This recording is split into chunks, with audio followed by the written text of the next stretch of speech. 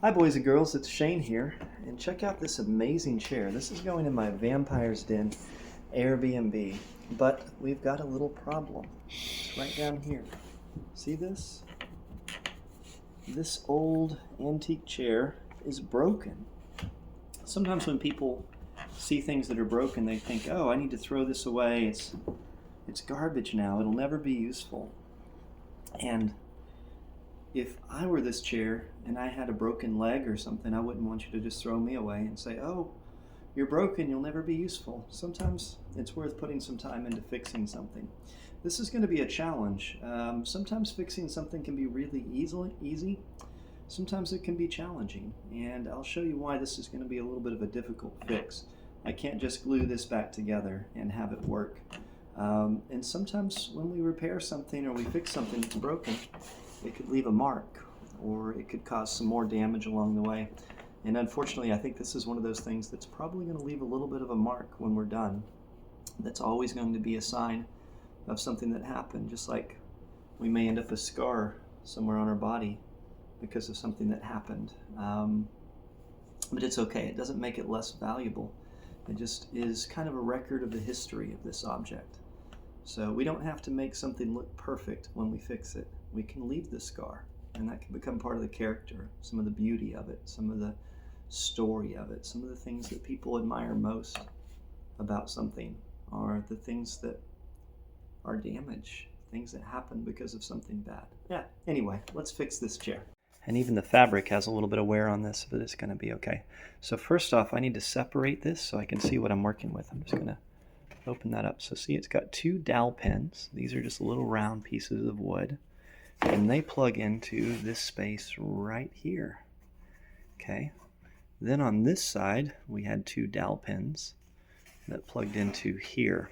Now, this is where it looks like it's not too bad. If I were just to get this out of here and get this side over here out of here and plug in some new dowels and push it together with a little bit of glue, it would fix right away. But here's my problem. How do I drill exactly in the center of that dowel pin? Because if I go just a little bit off and drill a new hole for it, it's not going to line up to that hole, is it? It's going to be a little bit off, and then when I do my glue joint, it's going to end up being off just a little bit in one direction or another. There's going to be a lip, and it's just not going to be very good. It'll be a little bit janky. So let's do this. I'm going to start with my Tough Built pull saw. This is a pretty neat one, and I love the noise it makes. Can you hear that? There we go. That's easier to hear. Oh, that's such a satisfying noise. All right. So we're just going to use the side with the fine teeth, and I'm going to cut this back like so. Just real slow, not too fast, nice and easy. Sometimes we want our projects to finish so fast, and we hurry through it because for whatever reason we decide, oh, this is something I don't want to do. I'd rather go play Minecraft maybe. And how silly is that? Rather than working on building something in the real world, I want to go build something in a digital world, so I'm going to hurry the real world job. Or perhaps maybe you want to go watch a TV show of some sort. And you'd rather watch other people doing things in some fake world rather than actually do things in our own world. There's a little bit of metal spike right there. That I'm going to have to get a file. It was probably from a nail, maybe part of the original parts they used to pin things together when they were putting it in. But it sticks out just a little bit. I'm not going to use my saw on that because it's made out of metal and I don't want to hurt my saw. So this is a 3/8 inch dowel. This one is a 1/2 inch. It's going to be a little bit bigger. Don't know how well you'll be able to tell. But when I put this one in, it's going to be a little bit bigger than the previous holes. So that means that I don't have to be quite perfect on the center when I drill it out, because wherever I put it, it's going to basically become its own new spot. Then we'll have to mark where it goes over here on this side, and that's what's going to let this joint work. So I'm using a 1/2 inch drill bit, and I'm just trying to visualize where the joint is going to go into this wood. So I'm trying to adjust my angle, because if I go this way, when I drill through, it's going to come out that other side. So I don't want that. So I'll find the center point of the previous dowels, or as close to it as I can. And then I'm going to try to match the angles, and then we're just going to do a drill.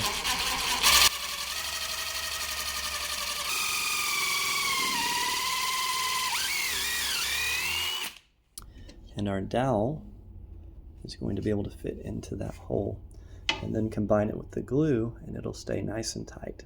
It won't allow much movement at all. Now let's do it for the other one. So I'm going to use some Titebond wood glue, and this is Titebond number 1. I find it has a pretty quick work time and is perfect for jobs like this. Plus, if I get it in the wrong place, this glue can be washed off with water, and then we can apply it again if we need to. Okay, let's cut this part off here too.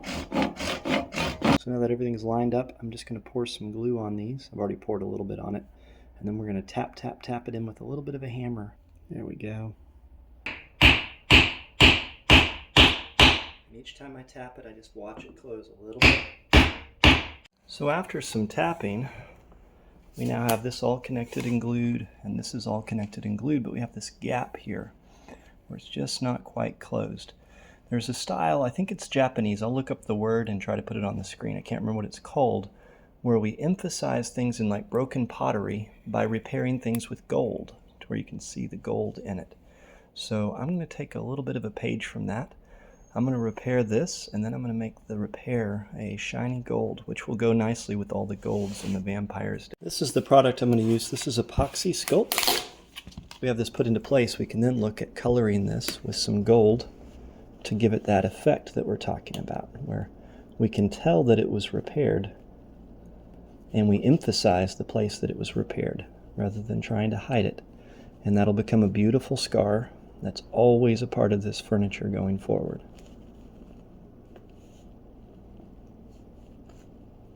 Do you have beautiful scars in your life, boys and girls?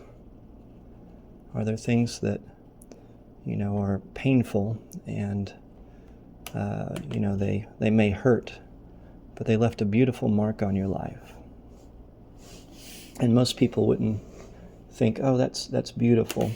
Nobody thinks this is necessarily beautiful when it's happening to them.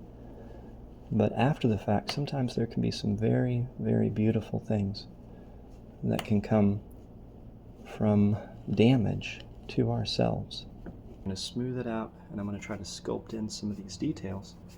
And we don't even have to wait for it to dry to paint it. We can paint it while it's wet, which is... Alright, so let's smooth it out. All I'm going to do is get some water on my fingers, and I'm just going to rub it like I would some clay. Just use that moisture to really soften it and remove any edges. You can treat this basically the same way you would treat clay. If you've ever played with clay when you were a little kid, or maybe in an art class, or who knows, maybe you're a potter, a fan of that movie Ghost. Remember Ghost? And I'm going to be using some gold leaf paint. I need to shake this up really good before I use it.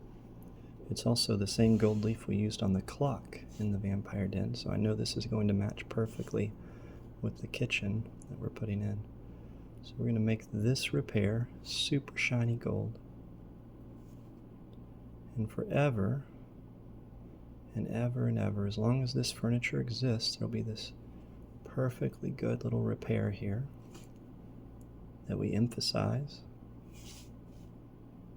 and we remember and we love it despite the damage. I hope each and every one of you will love yourselves despite the damage, despite the things you go through. That's really what I'd like for everyone.